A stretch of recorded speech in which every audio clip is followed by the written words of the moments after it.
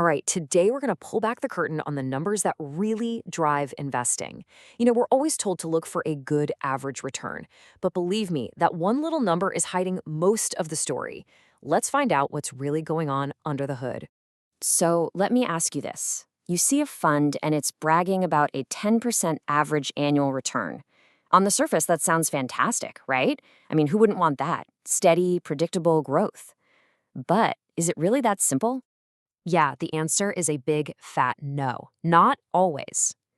And figuring out why is the secret sauce that takes you from being just a casual investor to someone who can really truly analyze your own portfolio. And that brings us to what I call the average return lie. Look, it's not that the number is actually false, but it is dangerously incomplete. We've all been trained to look to that one simple number, but it can totally mask a world of volatility and risk. So this is the number we all know and love, the arithmetic mean. You just add up all the yearly returns, divide by the number of years, and boom, there's your average. It's simple, it's clean, and because of that, it's the star of pretty much every marketing brochure out there. And this right here, this quote just nails the problem perfectly. The mean gives you the center of gravity, sure, but it tells you absolutely nothing about the journey. Was it a smooth, steady climb to get there, or was it a total roller coaster with terrifying drops and dizzying peaks that just happened to average out? The mean won't tell you. Okay, so if the average isn't the whole story, what is? Well, the real risk, the hidden character in this whole drama, is something statisticians call dispersion. And that's just a fancy word for measuring just how wild that roller coaster ride really is.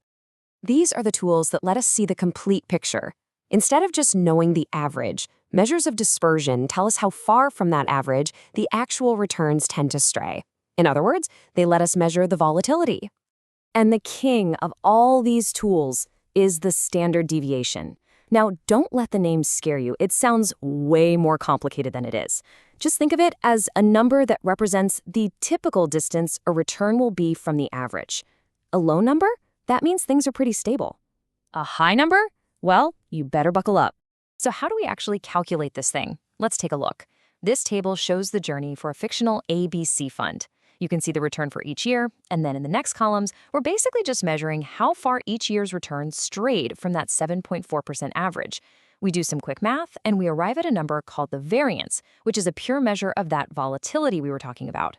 And when you take the square root of that variance, you get this, 2.94. That is the standard deviation for the ABC fund. And let me tell you, this single number tells us so much more about the fund's personality, its wildness, than the average return ever could. This is the real story. So here's the crucial part.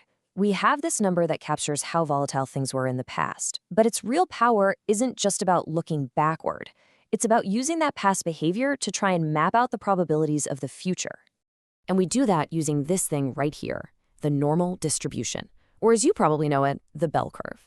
Now, for a lot of investments, returns aren't totally random. They tend to clump together around the average in this predictable, bell-shaped pattern, and standard deviation is the key to actually reading this map. Okay, let's make this real. Let's say a fund has an 8% average return and a 5% standard deviation.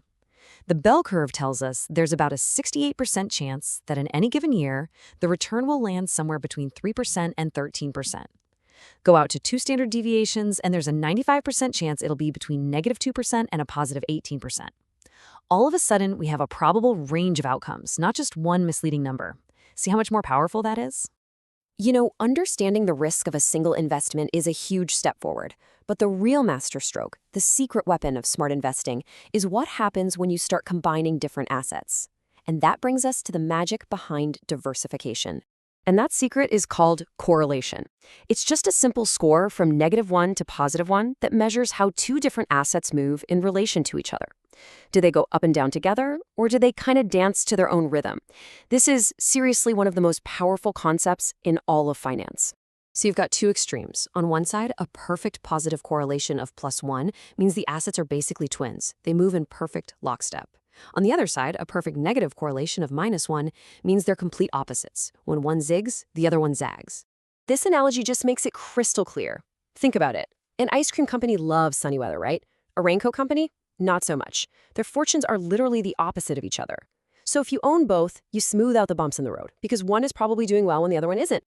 And that is the entire goal, to build a tough, resilient portfolio. You want to combine assets that don't all move together. You want stuff with low or, even better, negative correlation. This is how you lower the overall volatility of your portfolio without having to give up your returns. It's brilliant. So let's wrap all this up. You probably came here thinking that average return was the only number that mattered. But now you've got a whole new toolkit to see what's really going on beneath the surface. Your new toolkit is simple, but it's incredibly powerful. First, always question the average. Ask yourself what it might be hiding. Second, measure the dispersion. Find that standard deviation to understand the real volatility. And third, understand correlation. Use it to build a portfolio where your investments actually help balance each other out. With these tools, you can finally see the risk that's been hiding in plain sight this whole time. But that leaves us with one final, pretty important question. All these statistical models, including our friend the bell curve, are based on assumptions about what's normal. But what happens when reality just breaks the model?